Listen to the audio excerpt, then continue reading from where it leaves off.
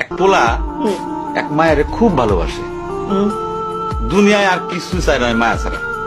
আচ্ছা। কিন্তু মায়া পোলাটারে পছন্দ করে না। ওহো। অনেক চেষ্টার পর মায়া সে পোলাটারে কইল যে ঠিক আছে, হ্যাঁ। আমি তোমারে ভালোবাসতে পারি, হ্যাঁ। আমার একটা জিনিস আইনে দিতে হবে। কি রে? পোলাটা তখন কইল যে তোমারে পাওয়ার লিগা আমি দুনিয়ার যে কোনো জায়গা থেকে যে কোনো জিনিস আইনা দিতে পারি। হ্যাঁ হ্যাঁ। মায়েরা তখন কইল তুমি তোমার মায়ের কলজাটা আমার আইনা কি ক- কি ক- কি- কি- কি- শুনোই না। কি গল্প শোনালি দিদু? পোলা তখন দৌড়াইতে দৌড়াইতে তার মায়ের কাছে গেল, হ্যাঁ মারে যা কইল হ্যাঁ মা আমি একটা মায়ের ভালোবাসছি, আমি তার ছাড়া বাঁচব না, হ্যাঁ। কিন্তু ওই মায়া আমার একটা জিনিস নিয়ে যাইতে কইছে, সেটা হলো তোমার কলিজা। তুমি যদি তোমার কলিজাটা আমার দাও, ওই মায়াটা কলিজাটা পাইলে আমার ভালোবাসবে।